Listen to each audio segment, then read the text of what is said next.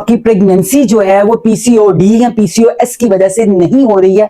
आप प्रेगनेंसी के लिए जैसे ही आपको लगता है कि आपके पीरियड्स इरेगुलर हो गए हैं, पीरियड जो है वो डिले हो गए हैं, आप अल्ट्रासाउंड करवाती हैं या आप अपना टेस्ट करवाती हैं तो आपको पता चलता है कि आपको पीसीओएस है या पीसीओडी है, इसकी वजह से हमल नहीं ठहर रहा, तो उसमें हमारी होम्योपैथिक मेडिसिन बहुत बहुत अच्छा इफेक्ट करती हैं, जिसमें चंद मेडिसिन का जिक्र करूंगी।